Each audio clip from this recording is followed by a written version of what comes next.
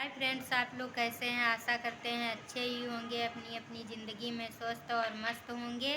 तो आप लोगों की दुआ से मैं भी अच्छी हूँ। और आप लोगों का हमारे चैनल में स्वागत है। आप लोग हमारे साथ वीडियो में बने रहिए।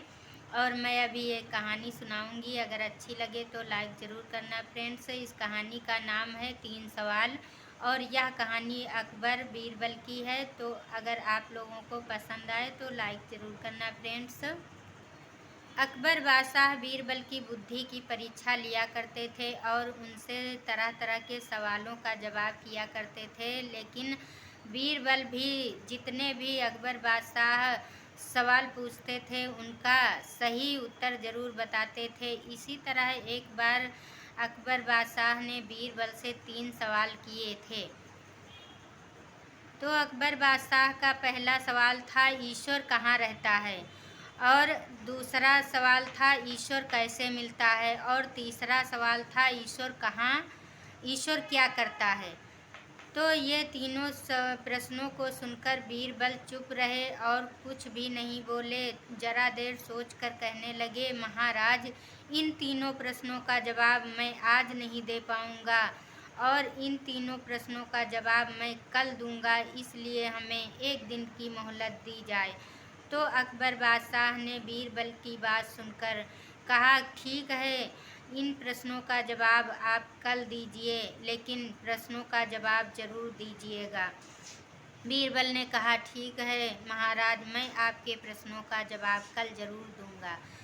तो बीरबल चुपचाप घर चले गए और घर जाकर बीरबल सोच में पड़ गए। और वो जब से वहाँ से घर गए तो वही प्रश्नों के बारे में सोचते रहते थे। तभी बीरबल के बेटे ने अपने पिता को सोच में देखकर पूछने लगा, पिताजी, आप जब से घर में प्रवेश किया है तो आप बहुत ज़्यादा गंभीरता से सोच में पड़े हुए हैं, इसका कारण क्या है। बीरबल ने अपने बेटे से तीनों प्रश्नों को बता दिया और कहने लगे, अकबर बादशाह ने ऐसे प्रश्न हमसे पूछे हैं, मैं इसीलिए सोच में डूबा हुआ हूँ। यह सुनकर बीरबल के बेटे ने कहा, पिताजी आप शांत हो जाइए और इन तीनों प्रश्नों का जवाब मैं स्वयं दूंगा।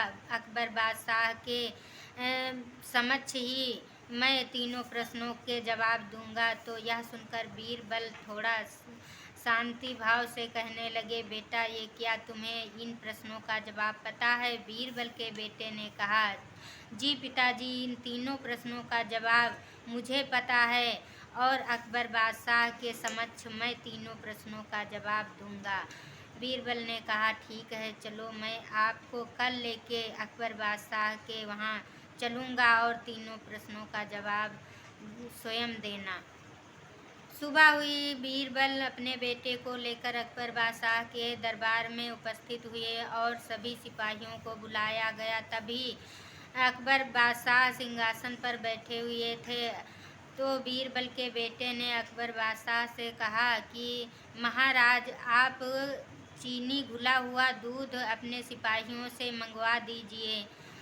तो अकबर बादशाह ने अपने सिपाहियों से चीनी घुला हुआ दूध मंगवाया और बीरबल के बेटे ने कहा, महाराज, इस दूध को चख के बताइए, इसका स्वाद कैसा है।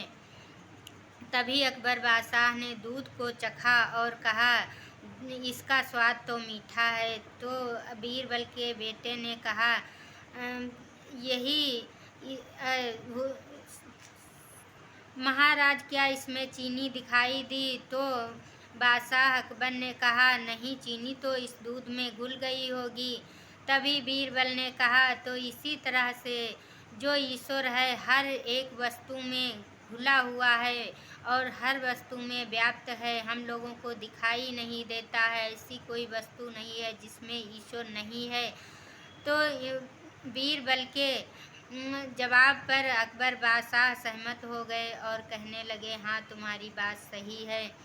तभी दूसरे सवाल का जवाब देने के लिए बीरबल के बेटे ने कहा, महाराज, अब थोड़ा सा दही मंगवाइए। और दही मंगवाकर कहा, महाराज, इसमें आपको मक्खन दिख रहा है।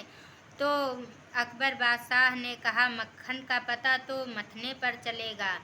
तभी बीरबल ने कहा घोर मंथन करने से ही ईश्वर की प्राप्त होती है। तो अकबर बादशाह ने दूसरे सवाल के जवाब पर भी सहमत हो गए।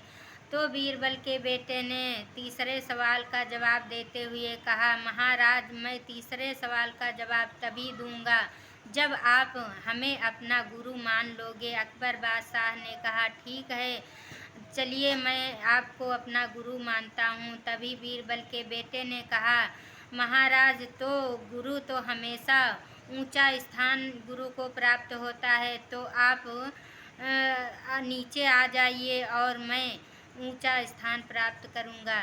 तो अकबर बादशाह तुरंत अपने सिंहासन से उठ के नीचे आ गए और बीरबल के बेटे ने सिंहासन पर बैठकर कहा, तीसरे सवाल का जवाब यह होता है कि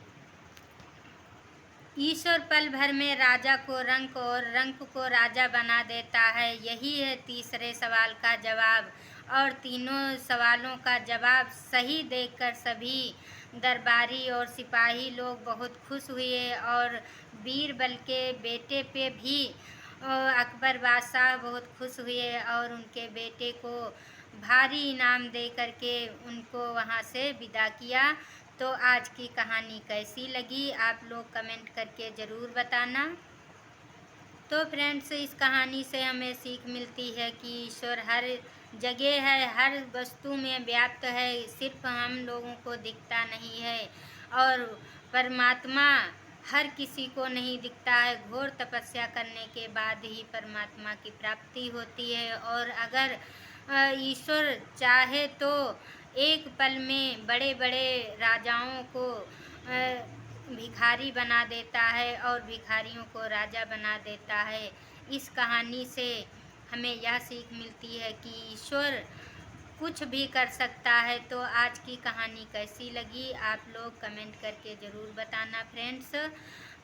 और तब तक के लिए बाय बाय।